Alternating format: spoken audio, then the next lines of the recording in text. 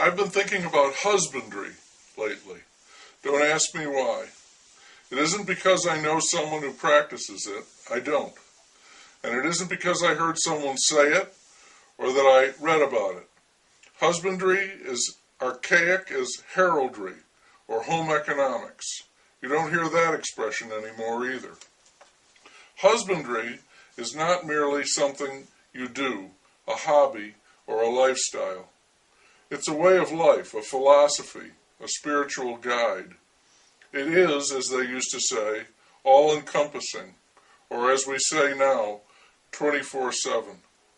The dogma of husbandry would be what used to be called common sense. It is no longer common, and it no longer seems to make sense. Husbandry is raising plants and or animals for sustenance.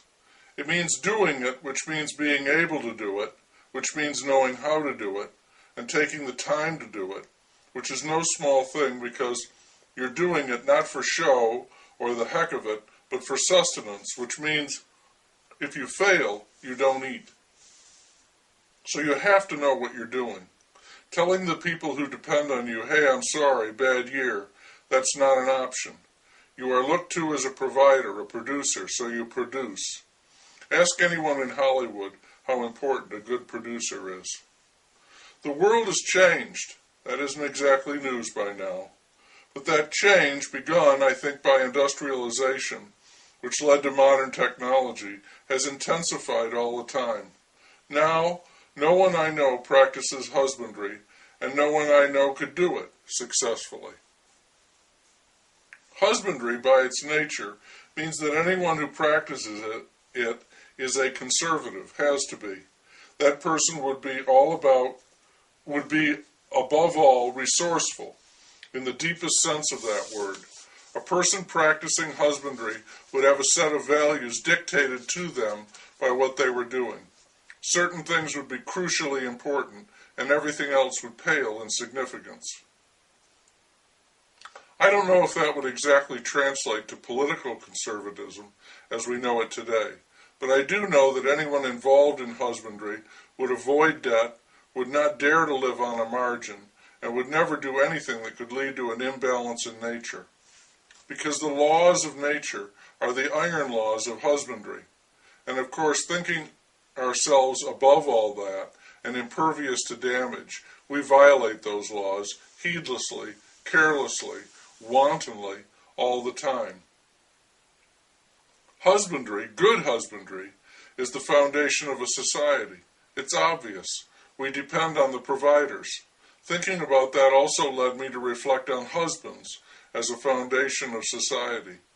The two are clearly linked. A husband manages the resources of a home. He establishes the values of the house, what is important and what is not. He may do this by no other means than example. It sounds very old-fashioned to even say such a thing, much less believe it or do it. It's as out of sync in our world as raising goats. Beyond that, we have fathers, and that's something else again. But right now I'm thinking about husbands, what they do, paired with wives, and what they do, and what a stable combination you have in the pair, a husband and a wife. And it had better be stable and shock-proof, because it takes a lot to make and maintain a house. Our society clearly suffers from a lack of fathers, everyone knows that. It's a huge crack in our foundation. We also suffer from a lack of husbands, men who know how to be husbands, who have even the slightest idea of what that means, and are freely willing to take it on, the role of husband. Marriage does more than turn a couple into a legally bound unit. It creates a husband and a wife, and a home, and responsibilities for the life that is led. If it's now also husband and husband and wife, I don't know about that.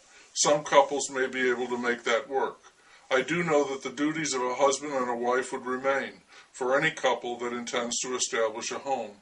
And that home will endure, at least in part, because someone knows how to be a proper husband.